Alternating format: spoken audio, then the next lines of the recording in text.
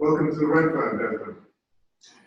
Thank you. I can hardly hear you, but I gather that that was a welcome, and I'm delighted to be here, if only electronically. Desmond, can you please tell us a little bit about your recent work and how you came to this exhibition? Yes, of course. First of all, I would just like to say that I'm very honored to be shown at the Redfern. The Redfern Gallery and I go back a very long way. In fact, my first visit to the Redfern Gallery was in October 1947, which is, according to my calculations, exactly 3/4 of a century ago. The Redfern, of course, has been in these premises since 1936, and it's one of the longest running galleries, private galleries in London. And the occasion of my first visit at the Redfern was very strange because I was in the army at the time, and I was a lecturer in fine art at an army demob college.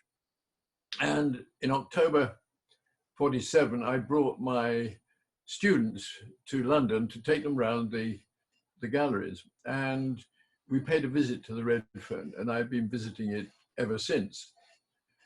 So it is the gallery in London with which I've had the longest connection, although this is only my second exhibition there.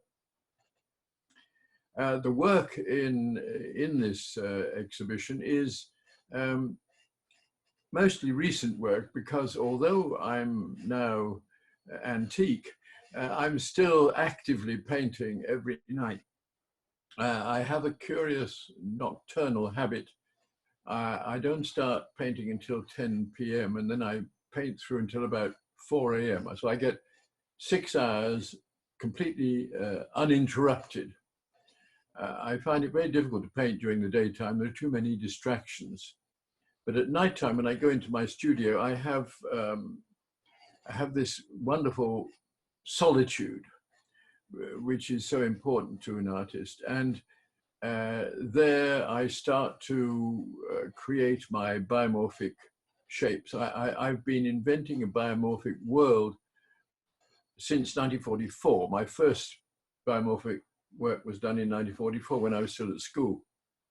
And then in 1947, I painted a picture called Entry to a Landscape, in which you could see through a slit in some rocks, a strange world. And I entered that world, and I've been exploring it ever since. And the paintings that are on show today are explorations, continuing explorations of that private biomorphic world of mine, which it's a parallel world. It does obey a lot of basic biological principles, but all the beings that inhabit this world are inventions. They come straight from my unconscious mind.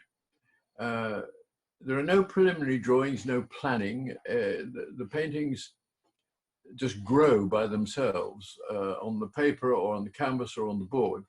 I sit down and the works just start to grow. And the strange thing is that I know when I'm going wrong and I destroy something, but I don't know how I know the way I'm going wrong. All I know is that there are some hidden rules. Rules are hidden even from me about what is right and what is wrong in the images that I'm making. They don't go wrong very often these days, but when they do, I just tear it up and start again. And these biomorphic shapes have developed and grown and changed and modified. It's been a sort of a parallel evolution, if you like. On the planet, we have the animal kingdom and the plant kingdom, and then in my head, we have the biomorphic kingdom. And that's what you were seeing on these paintings on the walls of the Redfern. As I say, they're mostly recent works done in the last few years. And the important thing when you get to my age, because I'm 94 now, and at that age, most artists either get lazy or repetitive. They either can't be bothered to spend so much time on a painting, or they start to repeat early images, and I'm very concerned about this, and I try very hard not to repeat myself and not to get lazy. It takes me about 3 or 4 times as long to do a painting today as it did when I was young, which is understandable. But I will not allow myself to become lazy, and I will not allow myself to repeat images. A lot of artists, when they get old, do repeat themselves endlessly. You'd be surprised how many soft watches Dali painted in his old age, all repetitions of his famous soft watches from his early work. And so I hope that when you look at these paintings, you will see that there are new variations of my biomorphic work. And I hope you enjoy the exhibition. And I don't want to talk very long because I don't want to intervene and interrupt your private view there. But I'm very glad to have been able to join you in this unusual way. It's the first time I've attended a private view in this manner. And I'm very pleased to be able to be there in this form. I understand from Hannah that there may be 1 or 2 questions. Thank you, Desmond. We do have some questions that people have written in already, so we'll start with those. And then if anyone has questions afterwards, then you're welcome to chip in later. But the first one that came up was, how do you come up with the titles of your work and where do they come from? Well, I'm not quite as perverse as Magritte. What Magritte did when he was titling his paintings was to invite all his friends in to see the new work and then ask them to invent the most inappropriate title they could. And there was a sort of competition between Magritte's friends to find the most unlikely and idiotic title they could find. And that was the one that he would use. In my case, my titles are really only meant to be there as labels. I would rather not title them at all, but I give them titles so that I can refer to them and so that they have labels, so that I can say, oh, this painting or that painting. The way I come up with a title is I simply, when I've finished a work, I sit and stare at it until some words come into my head.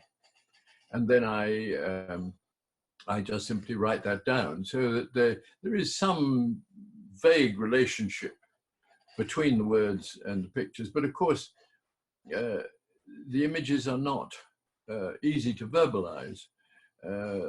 Sometimes there's a relationship between 2 biomorphs that is loving or antagonistic. And so I will invent a loving or an antagonistic title. But the titles are essentially labels that are put out. There is some link to the paintings, but nothing very specific. Thank you. The next question was, do you create the painting or the title first? But it sounds like you create the painting first and then. Oh yes, no. The painting always emerges. I sit down, I look at the canvas or the piece of paper, and then I just allow my unconscious mind to start controlling me and directing me, and the images grow. I used to say that when I went to bed, I got up the next morning and I expected them to have gone on painting themselves in the night because they have that sort of a presence. But no, the titles always come later, and sometimes with great difficulty. Thank you. The next question is about the imagery in your work. One of our contacts asked if the moons and suns that appear in your paintings, there's repetition. Is there a reason behind this, or does it flow naturally? Well, yes, the suns and moons do occur from time to time. They're largely compositional punctuations, to be honest. They help to balance the composition, but the idea behind having a sun or a moon is to say that this is a real world of mine that I'm inventing. It's a parallel world. It's in another dimension.